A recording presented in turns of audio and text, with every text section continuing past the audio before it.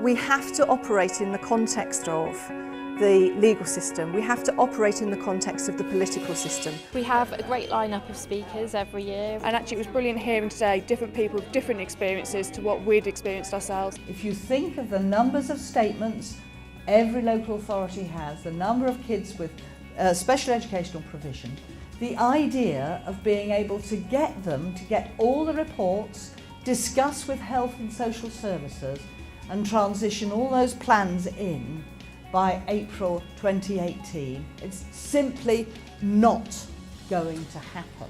The best part of today has been looking at the 2014 changes in regulations for the SEN Code of Conduct and understanding that other professionals are struggling with it as much as I am in a school setting, and how local authorities are not really sure of what they're doing and how they need to improve. We all understand the economic situation, but we do also need to think about what do these families tell me works for their children. This sort of event is very useful for relatives to come to as well as professionals, because you can feel part of something which tells you that you're not just different and you're on your own. You know, if a claim like this is going to be worth £7, £8, £9 million, now what does an obstetrician cost? What does a midwife cost? What does, the right equipment in a hospital cost?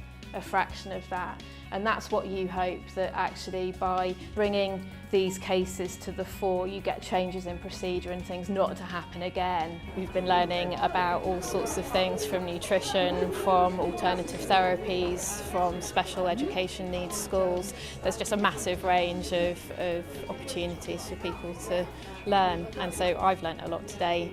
When I was little, did we ever have the eczema, the psoriasis, the allergies that we all had, that we've got today now? Would everybody agree it's coming through at a rate of knots? It's crazy, and again, it's got to be coming through the food chain predominantly. What I got out of coming to the conference today was meeting people, and that to me as a professional is really important, particularly parents and family members, learning about their experience. That's really important to me. It's very difficult to find yourself thinking that they're disadvantaged. In truth, they're disadvantaged because of the world around them, I think. I love a convivial event like this because what it does is it brings practitioners together from a variety of different disciplines. It allows us to share best practice, and it allows us to be open to new ideas. Every single word that I'm going to use with you has been very carefully thought out. Because what this talk is really about is about the language that adults use when they talk to each other in relation to children with special needs, and what those words really mean. It's a tremendous time of change in education. Everybody's uncertain about where we're going and how we need to deal with things. And being able to get together and find out what's actually working and how we can all work together is really important. It's very easy for schools and organisations to focus on all the things that somebody can't do. That's why he's coming to you. You can't do this, can't do this, can't do this. And if I did that to all my staff every day when they came into work, I don't think many of them would want to work for me. Because there are all things, all of us struggle with certain things.